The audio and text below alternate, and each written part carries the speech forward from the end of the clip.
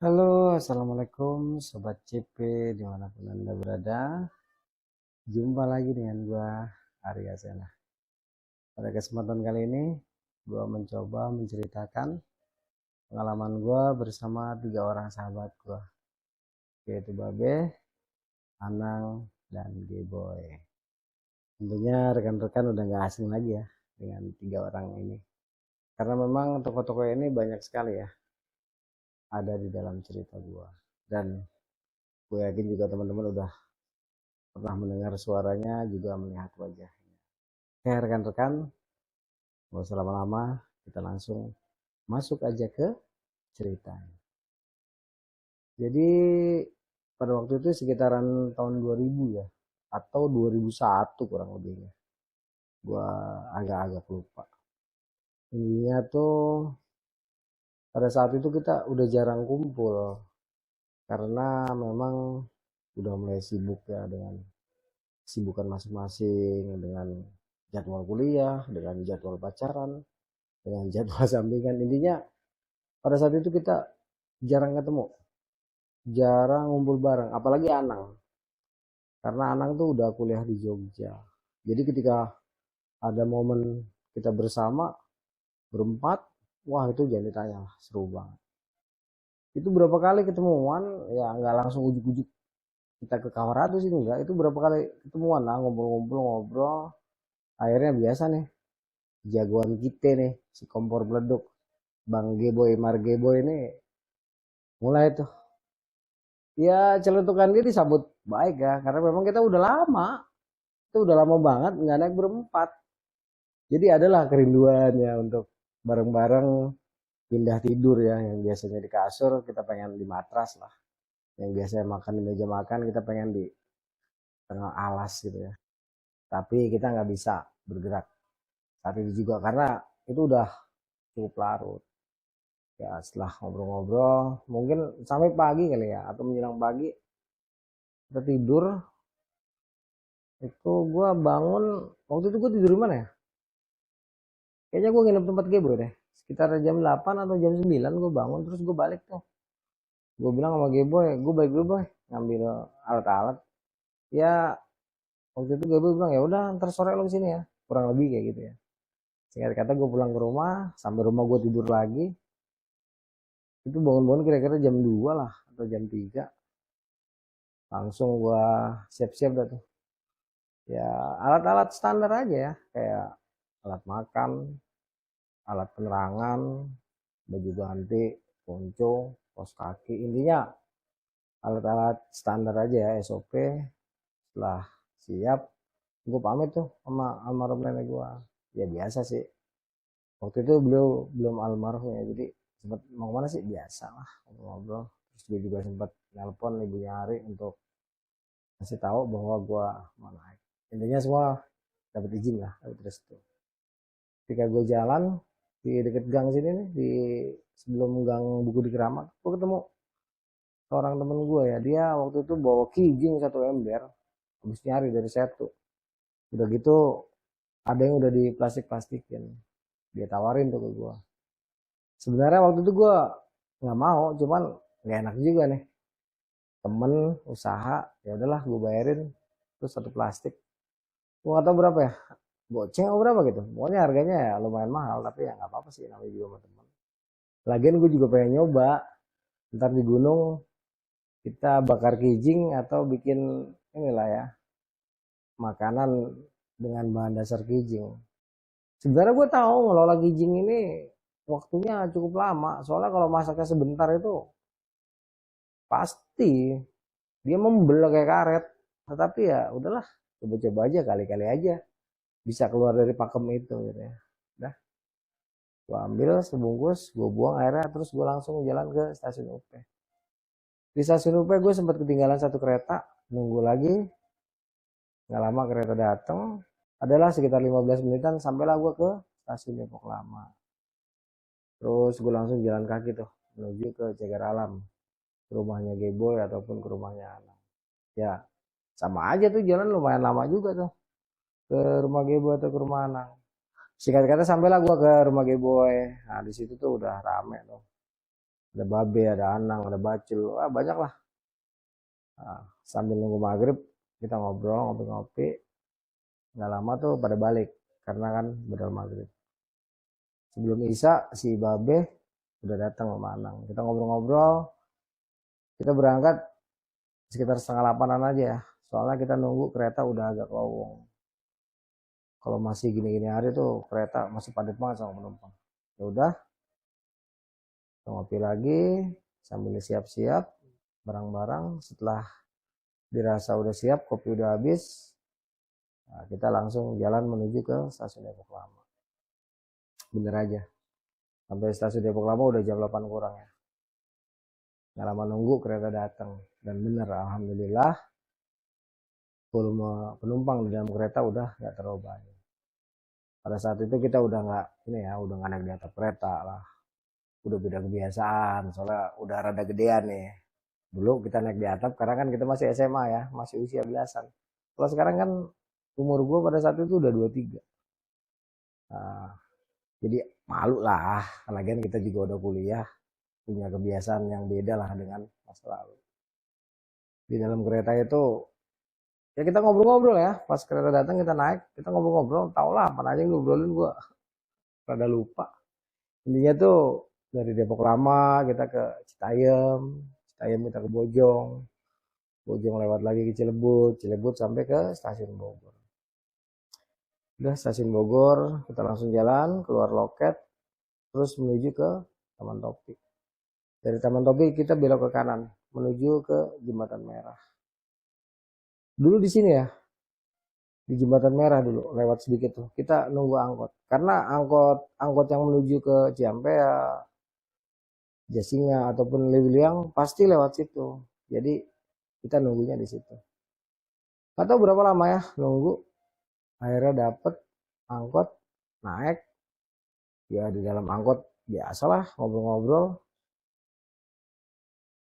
Nggak lama, sekitar sejam kemudian sampailah kita ke Cibatok. Di Cibatok itu udah sekitar jam 10 kali ya, udah agak malam. Kebetulan warung lontongnya belum tutup, kita buru-buru tuh belanja. Ya melengkapi kebutuhan ini ya, logistik ya. Kayak misalnya makanan ringan, air mineral, juga rokok. Setelah dirasa cukup, kita disamperin tuh sama salah seorang. Kayaknya sih calo ya. Entah calo, entah supir ya. Terus kita ngobrol-ngobrol.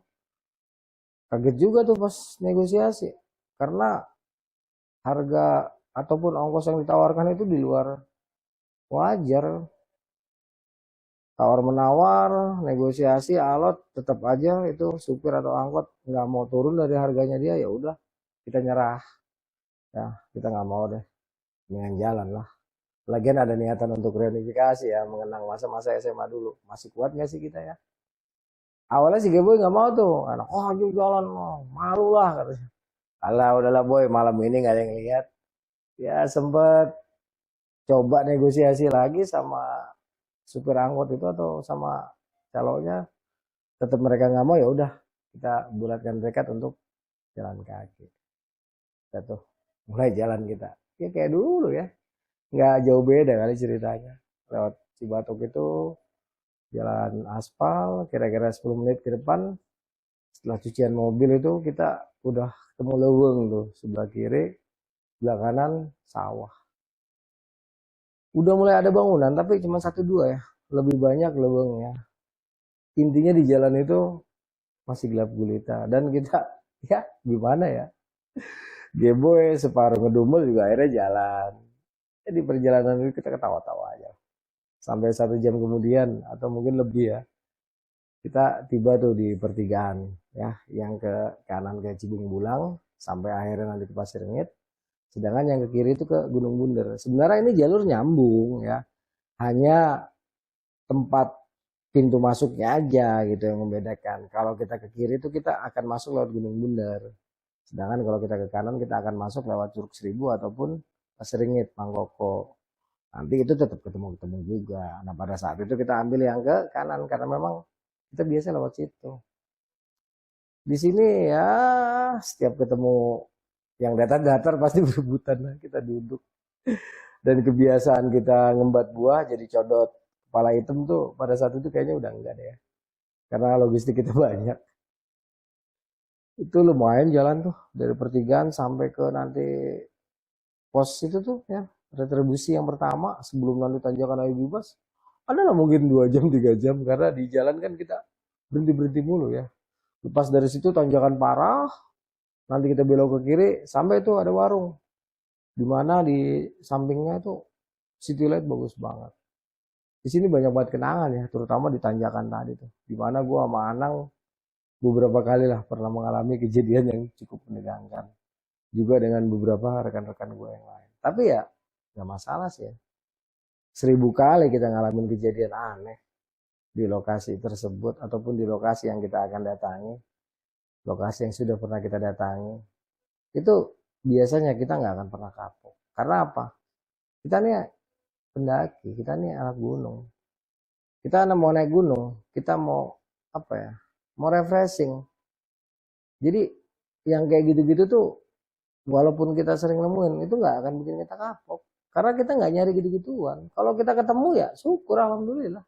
Kalau nggak ketemu ya syukur juga alhamdulillah. Dalam artian gini, buat kita hal-hal mistis itu nggak ada masalah ya. Karena di tubuh kita sendiri juga banyak yang mistis. Kalau misalnya artiannya, kalau gue nggak bisa lihat, gue nggak percaya gitu. Kalau gue nggak bisa sentuh, gue nggak percaya. Pokoknya kalau nggak kelihatan gue nggak percaya. Banyak kok di bagian bagian diri kita yang jelas orang lain bisa lihat, tapi kita nggak bisa lihat. Ya seperti misalnya punggung atau mungkin pantat gitu kan. Intinya tuh selalu ada hal-hal mistis ya di balik hal-hal yang nyata. Ya, karena memang seperti itulah ya hukumnya. Nggak ada matahari kalau nggak ada bulan, nggak ada terang kalau nggak ada. Intinya kita anak-anak gunung itu tidak mengenal tempat angker, tidak mengenal gunung angker, tidak mengenal lokasi angker, nggak ada. Buat kita itu ya angker bukan di situ ya, tetapi di dalam diri kita sendiri apabila kita sudah tidak mampu untuk menguasai diri kita, untuk memahami diri kita ya, untuk bisa bekerja sama dengan diri kita, untuk bisa menghormati dan menghargai orang lain.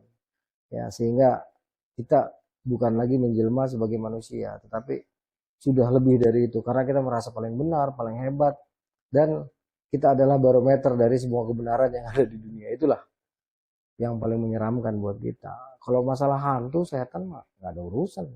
Namanya juga mau ke gunung, jangan kan di gunung gitu, di kamar aja, di WC aja kadang-kadang ada setan. Intinya kayak gitulah.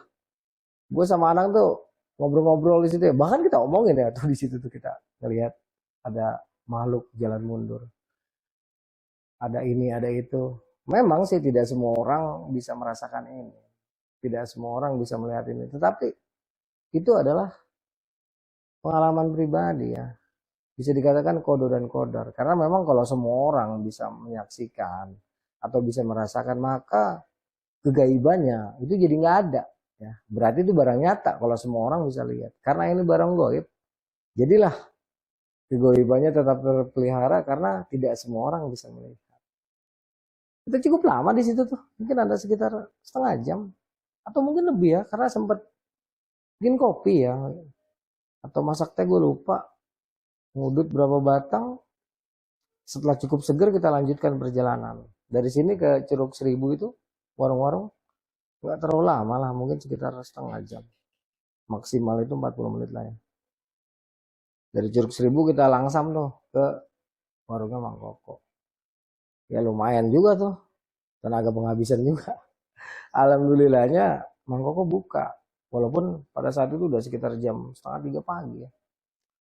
Itu sampai duduk, ya karena kita punya duit, nggak kayak dulu lagi, langsung pesen mie instan pakai telur, ikan gorengan. Selesai itu kita ngopi, ngudut, nggak lama gue tepar dah. Anak-anak gue lupa ya, si Geboy, Anang, Babe itu kalau nggak salah juga pada tidur. Pokoknya nggak lama setelah itu kita tidur ya.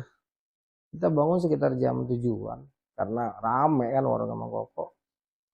Di situ kita langsung pesen makanan lagi, sarapan biasa, mie instan pakai telur, gorengan. Terus kita ngopi, rokok, habis itu kita bebenah ya, prepare barang-barang, kita cek and recheck ada yang ketinggalan apa enggak. Pagi itu karena kita lelah banget, sempat ada wacana kita nggak usah naik lah, kita di Curug Umpet aja gitu.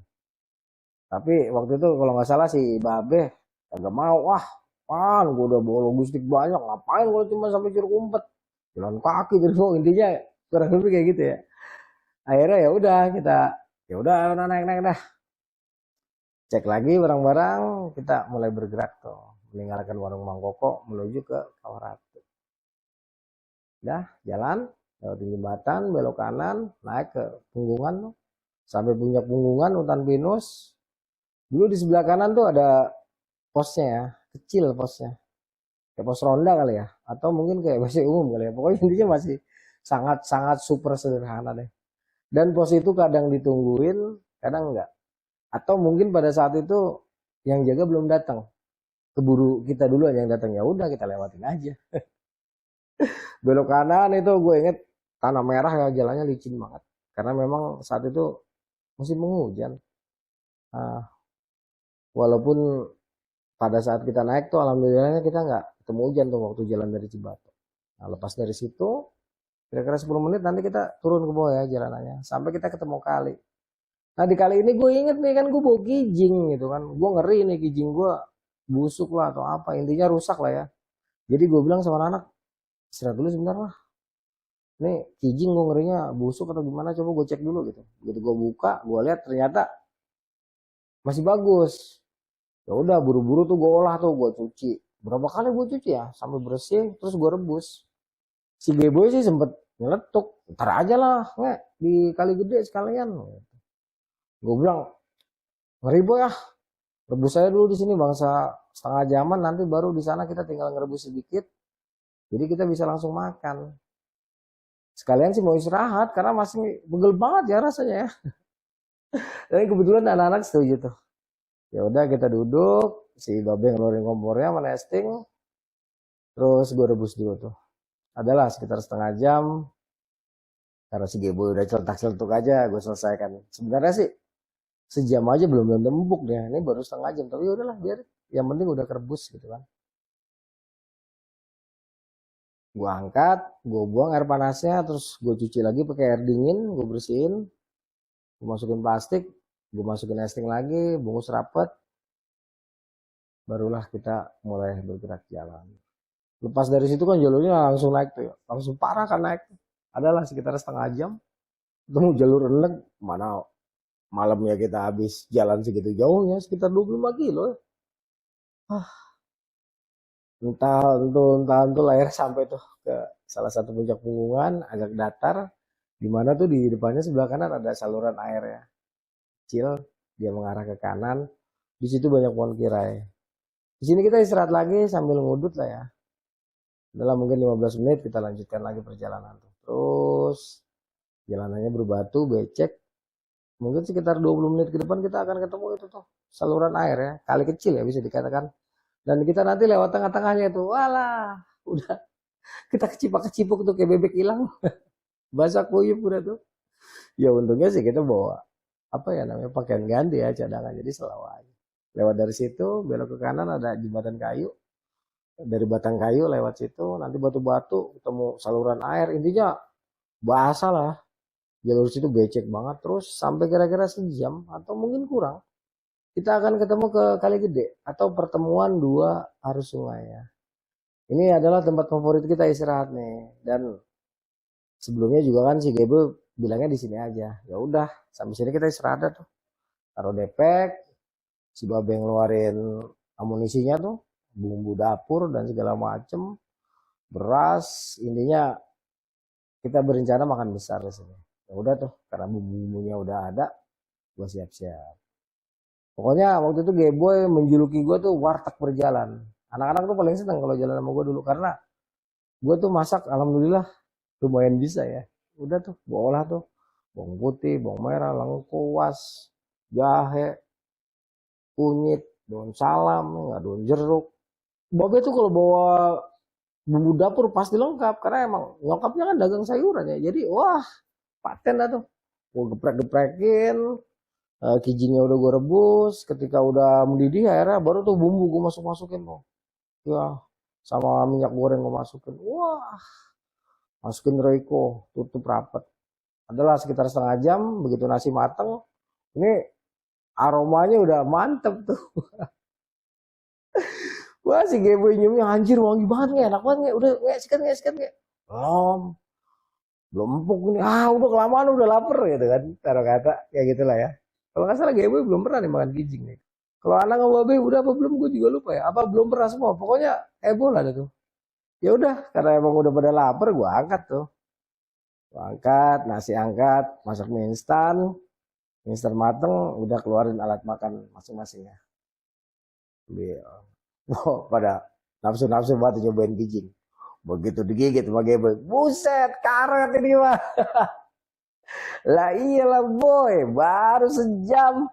Itu mah normal tuh 3 jam baru empuk. Nah lu baru sejam, wah tapi biarin aja, enak gak katanya. Jadi mereka akhirnya ngambil ininya, ngambil kuahnya ya, sari-sari dari kijing itu. Nah pokoknya di situ kita lama tuh sekitar 2 jam. Ya ketawa ketiwi, ngakak nggak karu-karuan, karena apa ya, kita tuh kalau ada di hutan tuh seneng banget, merdeka, lepas dari hiruk pikuk kota besar, lepas dari rongrongan pacar-pacar kita. Pokoknya kita merdeka banget tuh kalau di hutan. Jadi apa ya, kita meluapkan ekspresi kita tuh bebas banget. Tambah lagi ada Geboy ya, yang cocotnya sangat terkenal. Pokoknya kita happy banget ya. Betul-betul happy pada saat itu. Setelah puas, ketawa ketiwi, perut udah kenyang, ngudut udah, ngopi udah, ya kita beresin ya tuh. Ya alat makan kita, sisa makanan yang nggak kemakan kita buang-buangin, yang sampah-sampah kita beresin, sampah organik kita biarin, kita kumpulin di satu tempat. Sedangkan sampah non organik itu kita kumpulkan di plastik. Setelah semuanya udah rapi, ya alat-alat makan juga udah bersih, kita beberes, masukin ke dalam depek, kita lanjutkan lagi perjalanan. Pas dari situ kita nyebrang kali, ada jembatan dari batang kayu tuh, nyusurin batu-batu, naik ke atas, agak becek, ketemu Cantigi, ketemu tanah-tanah model kayak kapur ya. Nah di depannya tuh kawah mati pertama.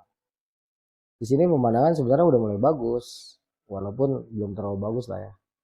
Nanti menjelang kita naik ke atas, di sebelah kanan tuh kita akan ketemu Prasasti, anak Jakarta yang meninggal tahun 93. Naik ke atas itu Cantigi rapet ya, bagus banget.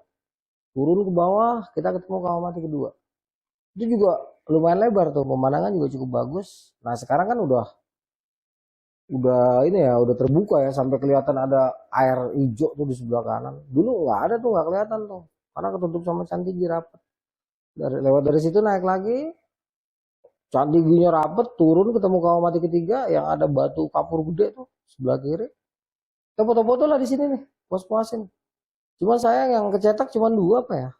Ada, ntar gua taruh buat jadi background ya kalau bagus ya. Gak lama setelah itu nanti masih rapet tuh pohon-pohonan, kita kayak ngolong di pohon-pohonan gitu. Terus gak lama kedengeran tuh suara bzzz dari dapur magmanya ya. Kalau udah kedengeran itu udah deket banget tuh Kawah Ratu tuh. Gundul sampailah kita ke bibiran areal Kawah Ratu yang ini. Wah, subhanallah, pada saat itu sepi, kagak ada orang. Itu dia yang kita cari. Alhamdulillah. Seneng banget kita ya di situ.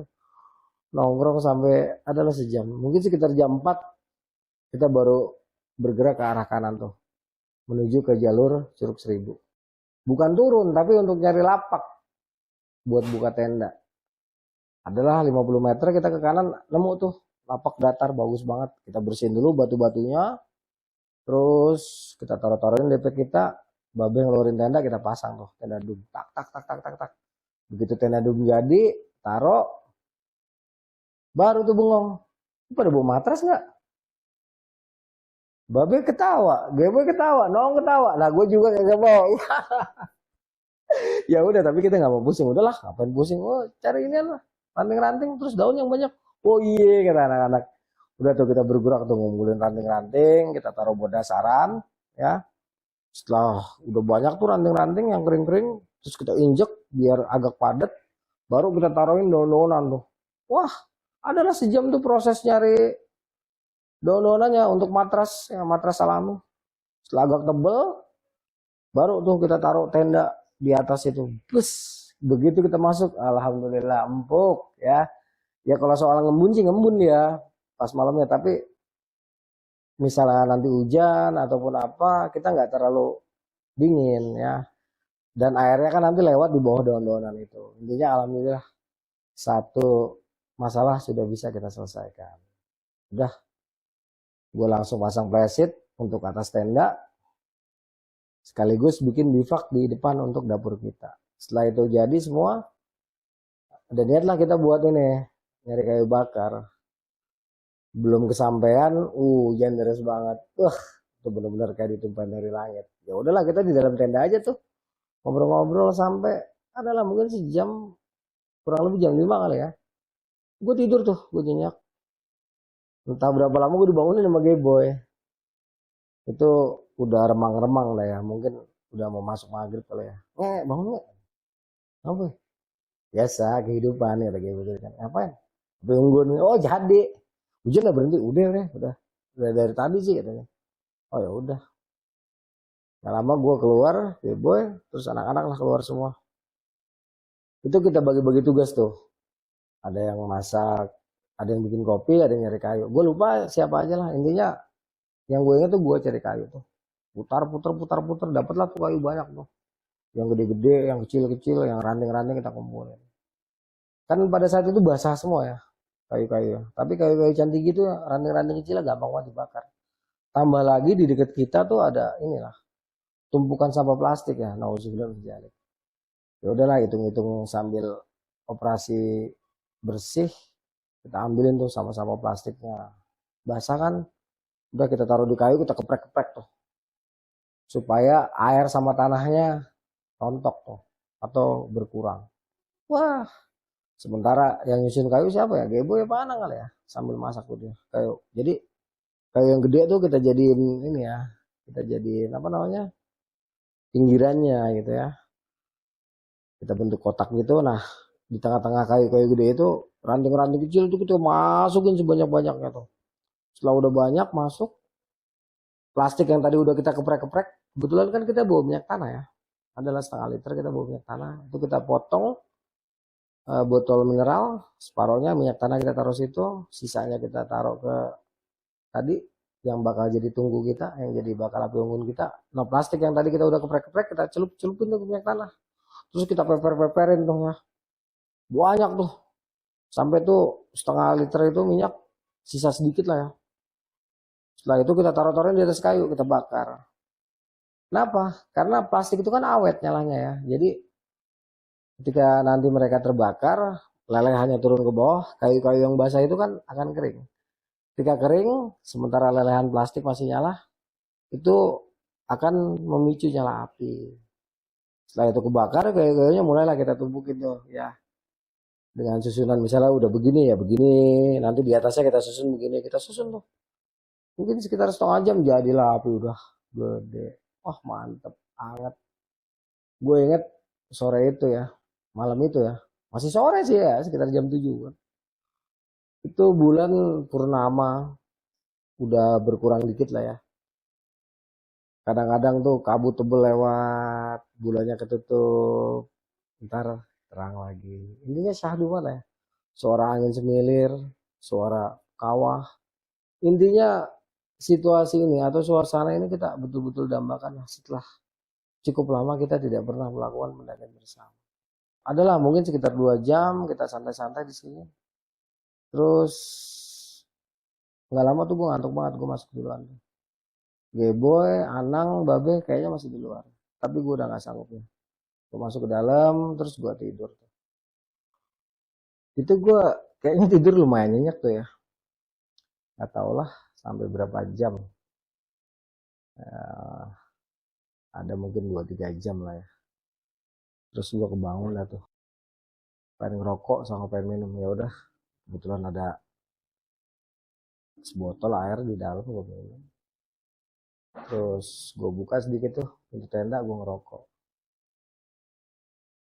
Di depan kita kan kealingan ini ya, kealingan apa namanya, bivak ya, bivak yang memang kita pergunakan untuk masak. Nggak lama tuh gue denger suara langkah kaki lah di samping tenda. Ya nggak terlalu deket sih, agak agak jauh dia.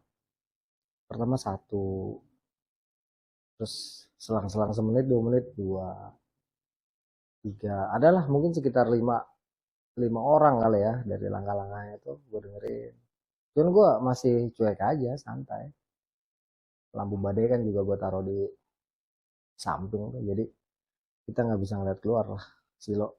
Walaupun waktu itu flashlightnya nggak terlalu tebel, tapi karena di dalamnya tuh terang, bayangan keluar tuh nggak kelihatan ya. Kedengeran suara langkah juga suara orang ngobrol. Itu suara laki lah ya. Mungkin nggak banyak, 2-3 orang aja tuh yang ngobrol. Tapi dia nggak maju-maju tuh, posisinya masih di jalur Curug Seribu aja. Tuh kayaknya mereka lagi nunggu lah, pikiran gue tuh pada saat itu. Mungkin ada rombongan yang lain belum sampai. Nah, sedangkan yang duluan mungkin lagi cari lapak lah buat buka base camp. Pikiran gue tuh gitu aja. Nggak lama si Geboy bangun, si Babe bangun, si Anang bangun. Si Geboy langsung keluar tuh ke bivak. Ngapain lu nggak gitu? Taruh kata gue bilang rokok lah. Terus si Anang langsung nyelek-nyelek gue tuh. Kayak orang apa ya? Kayak orang ngerasa ada sesuatu lah. Nah, Babe sama si Geboy ini kan rada cuek ya sama gitu-gituan. Paling apaan sih lu gitu. Apaan sih lu nggak berdua katanya. Jadi Geboy sama si Babe ini kalau gue udah mulai kayak gitu sama Anang, mereka tuh pada ketawa-tawa aja atau pada bilang, jangan aneh-aneh lu lah katanya. Intinya tuh mereka udah curiga gitu, ada something tapi gimana caranya mereka nyuekin atau mengalihkan. Nah gue sama Anang waktu itu agak fokus dan gue nggak tahu nih apakah Anang sama rasanya dengan gue gitu, yang didengar gitu, gue nggak tahu. Karena nggak lama setelah kita berempat udah pada bangun terus bikin kopi, gue dengar suara cowok sama cewek ngobrol. Itu kedengeran jelas ya di telinga gue ya, jelas banget. Si Anang diem, si Babe sama si Gebo itu masih ngobrol aja, masih masih kayaknya nggak denger apa-apa deh. Sampai akhirnya kira-kira 20 menit kemudian, gue penasaran tuh. Gue bilang sama si Gebo sama si Anang sama si Babe, ntar gue keluar dulu lah, gue penasaran, gue bilang kayak gitu. Apaan sih? Lu denger apaan gitu kata Gebo. Kata Babe kata si Anang. Ada deh, gue bilang kayak gitu. Ini suara cewek nih boy.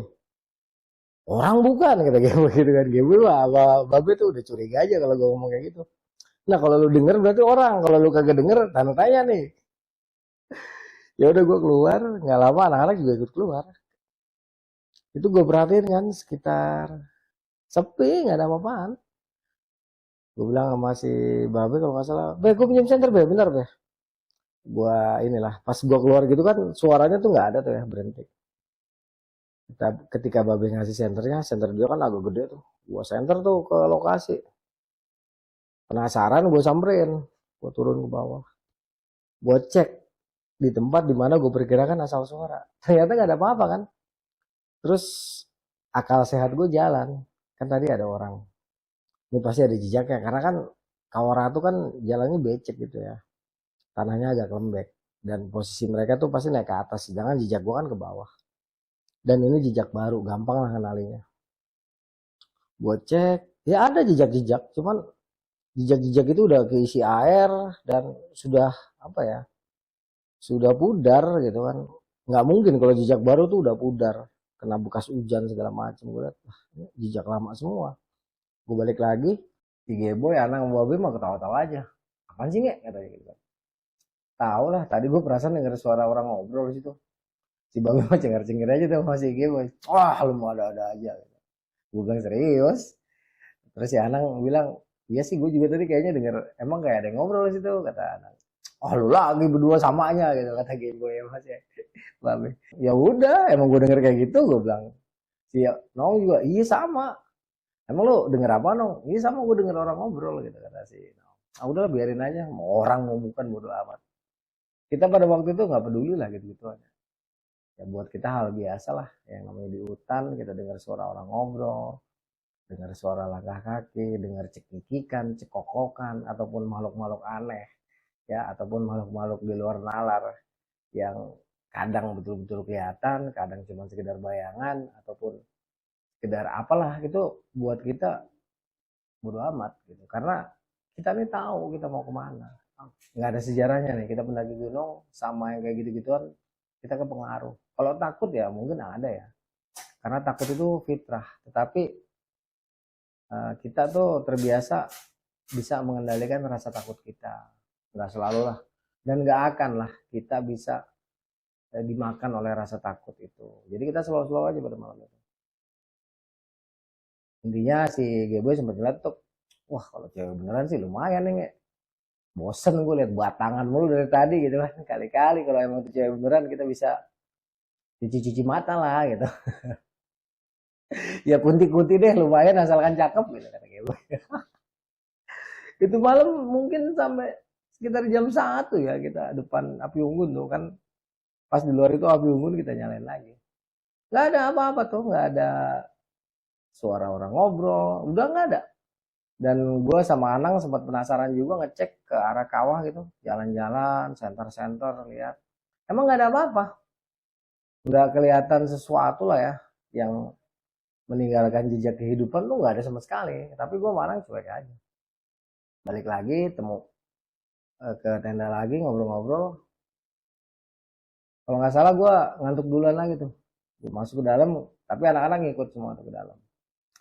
Begitu kita udah dalam, siap-siap untuk tidur ya, badan udah pada lurus masing-masing. Baru tuh kira-kira jeda 15 menit lah. Yang tadinya cuma kedengeran suara angin, suara kawah, suara-suara hewan malam. Tiba-tiba tuh kedengeran suara burung hantu awalnya. Uh, nggak lama ada suara kebuk kebuk kebuk kebuk kebuk. Ya nggak gede sih, yang jelas kayak ada suara sayap burung terbang, itu kedengeran banget ya. Walaupun kayaknya ukuran burungnya nggak segede di saat gue sama Anang waktu di Sukamantri. Kalau waktu gue di Sukamantri sama Anang itu suara gebuk-gebuknya kayaknya sayap burungnya tuh diameternya gede banget. Kalau ini enggak ya, standar aja. Cuman kedengeran lah suara kayak puk, puk, puk, puk, puk. Terus nggak lama suara puk, puk, terus puk, puk, puk, puk. Jadi suara burung hantu itu dia berasal dari arah inilah ya, jalur Curug Seribu. Nah, nggak lama suara sayap burungnya itu kayak terbang, dia ngelilingin tenda kita lah ya. Buk, buk, buk, buk, hilang. Ntar ada lagi buk, buk, buk. Sempet kepikiran nih apaan gitu ya. Si Anang juga, anak-anak juga sempet apaan sih tuh gitu kan. Gua sih waktu itu lagi mikir aja. Firasat gua nggak enak tuh. Ya dibilang merinding, gua merinding, tapi ya bodo amat lah. Apalagi di situ ada Geboy, ada Anang, ada Babe, orang-orang yang nggak ada urusan sama setan, termasuk gua. Walaupun kata anak-anak kalau ada gua pasti ada setan gitu. Konyol ada. Adalah itu sekitar setengah jaman baru tuh suara ya model kayak perempuan ketawa lah ya. Tapi suaranya jauh. Suaranya tuh mungkin jarak-jarak 100 meter kali ya. Itu pelan tapi cukup melengking gitu. Jadi suara itu, suara burung hantu sama suara kayak burung tuh bolak-balik ke apa ya di atas tenda kita lewat. Oh itu adalah sekitar sejam gue, Geboy, Anang, sama si Babe tuh pada denger semua tuh kalau yang itu. Cuman cuek aja berusaha untuk apa ya nggak dianggap lah ya. Dan emang bener-bener kita nggak anggap pada waktu itu. Kita ya gimana ya, kita santai-santai aja dalam tenda. Nggak lama tuh pada bangun semua, buka lagi pintu tenda, ya. Terus kita bikin kopi. Itu bener-bener suaranya jelas itu. Ya, kita bener-bener suara itu jelas banget ngedenger. Cuman kita nikmatin aja. Adalah sekitar 2 jam, pengen kencing lah tuh kalau nggak salah. Si Geboy apa si Anang gitu ya. Intinya salah satu di antara kita tuh pengen kencing. Ya udah, kita keluar semua. Begitu kita keluar, suara burung yang bolak-balik di depan apa di atas tenda kita hilang, suara burung hantunya juga hilang, suara cekiknya juga hilang. Kata si Geboy, tuh kan hilang. Takut kali itu kunti ngeliat kita kencing gitu kan. Ya udah, karena emang udah gak ngantuk lagi, bakar-bakaran lagi tuh. Itu udah menjelang pagi kalau nggak salah. Mungkin setengah 4-an lah ya. Ada sekitar 10 menitan santai-santai, gue pas banget ngeliat ke arah Cidahu tuh. Di situ gue lihat, awalnya sih gue pikir apa ya, cuman lama-lama kok kayak ada titik gitu ya, titik cahaya gitu. Ada sekitar 3 atau 4 lah gue lihat titik cahaya kayak senter modelnya. Gue pikir senter pendaki ataupun lampu badai lah ya. Kayaknya bakal apa? Kayaknya tuh memang ada pendaki lain, mereka ngebase di sana. Gue sempet ngomong sama si Geboy, masih Anang, masih Babe, lu pada lihat kan lo lampu? Kayaknya ada pendaki loh. Oh iya loh, kayaknya ada yang baru datang ya gitu. Kita sempet perhatiin, habis itu ya udahlah, kita cuekin. Gak lama, habis ngemil-ngemil, nggak tahu ngemil apa, roti atau apa, kita tidur lagi tuh. Singkat kata datanglah pagi ya. Waktu itu kalau nggak salah anak-anak udah bangun duluan tuh. Jadi pas gue melek, itu udah ada kopi, udah ada teh, udah ada roti bakar atau apalah. Udah gue tinggal minum, anak-anak lagi pada ngobrol. Cuman gue inget semalam tuh langkah-langkah kaki. Karena malam kan pikiran gue bisa aja gue salah nih identifikasinya.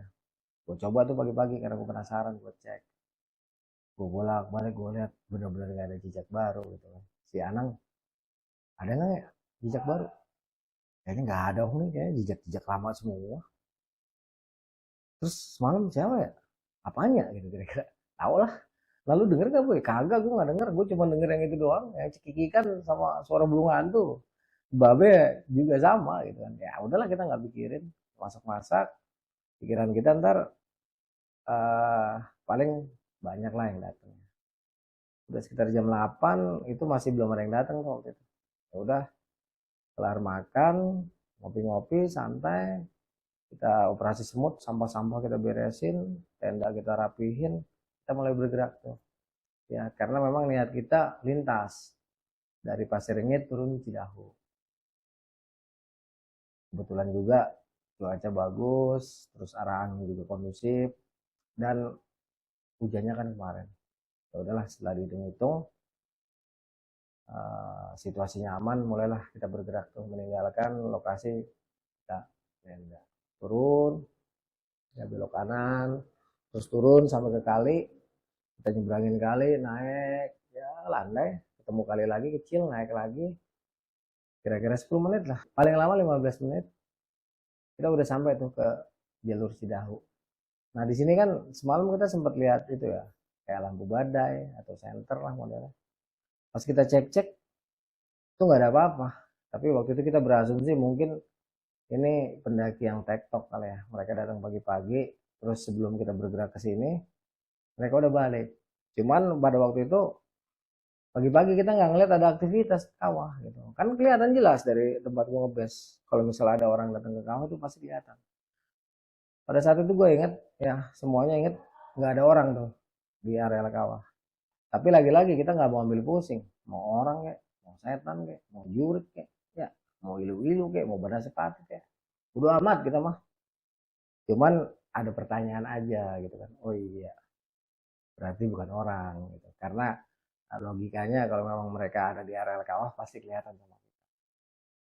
Kita nggak ambil pikir, naik, belok ke kiri, landai jalanannya, landai terus. Nanti kita ketemu kali, naik, nyusurin kali, belok ke kanan, ke arah lapangan. Nah di lapangan ini juga kosong.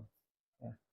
Kita sempat istirahat, ngerokok, terus lanjut lagi perjalanan. Terus kira-kira 10 menit sampai kita ke Simpang Bajuri.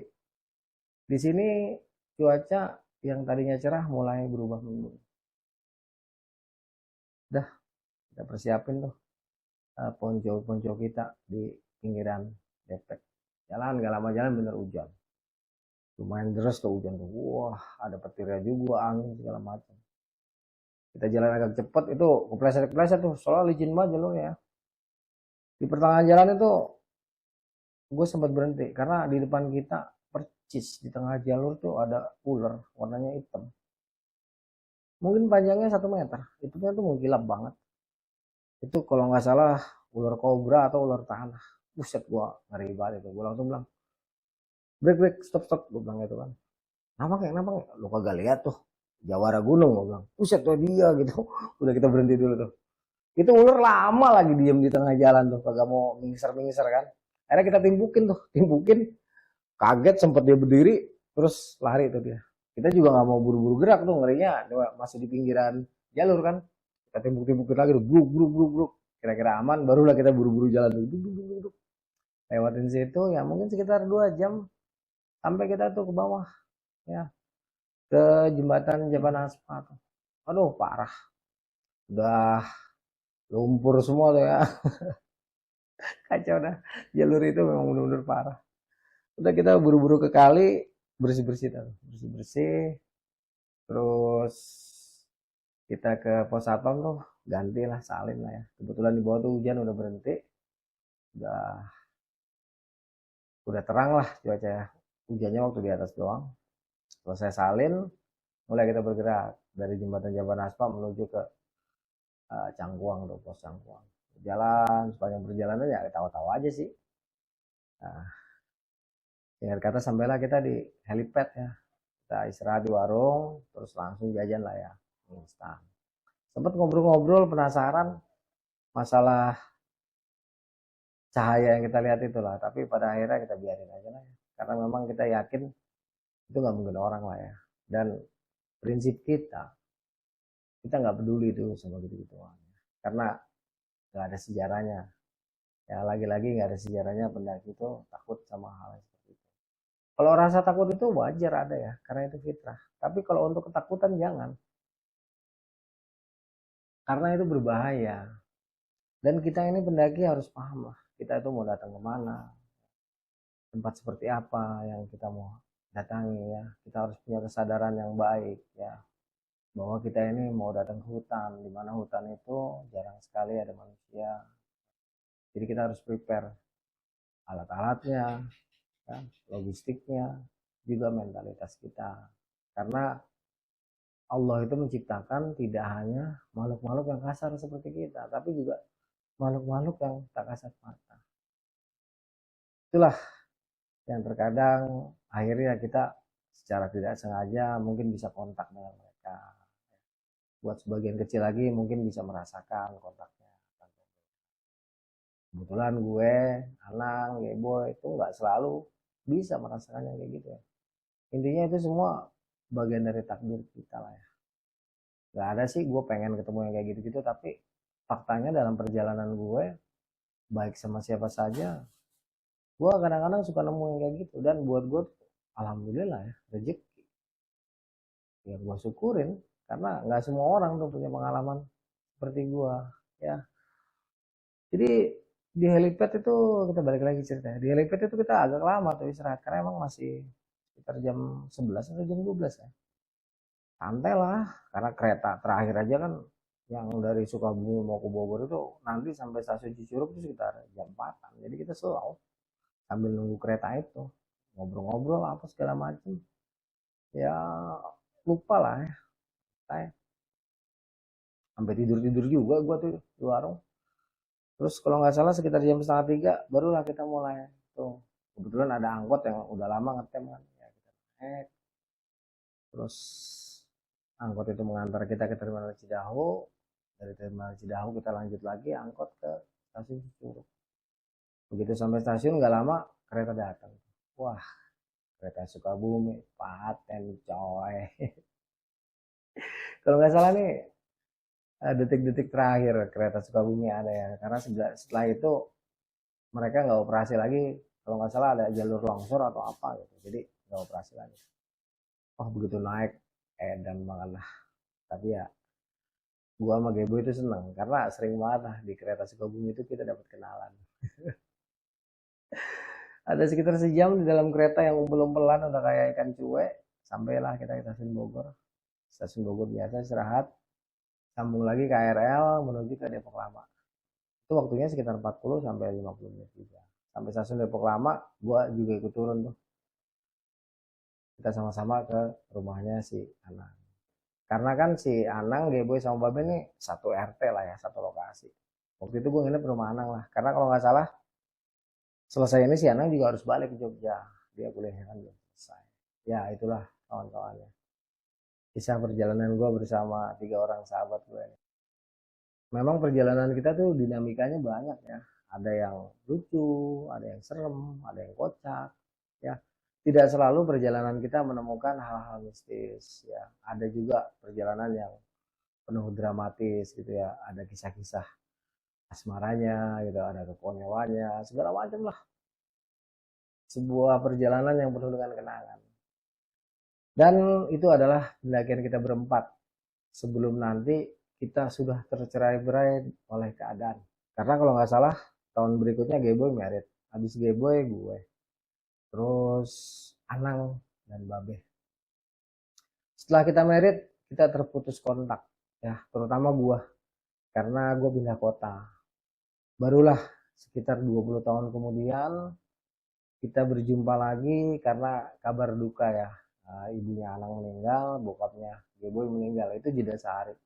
Itu baru ketemu lagi. Setelah ketemu ngobrol-ngobrol, berapa bulan kemudian barulah kita melakukan pendakian bersama menuju ke Gunung Ciremai. Dan alhamdulillah dalam pendakian Ciremai ini juga seru karena apa ya, Geboy itu sempat ngerasa dia ngeliat rumah sakit, si Babe juga ngerasa aneh gitulah ya, karena seumur umur dia nggak pernah ngelit gitu, selalu ada di tengah. Gue itu sempat ngeliat cahaya ya, sama beberapa hal yang sifatnya mistis. Anang juga.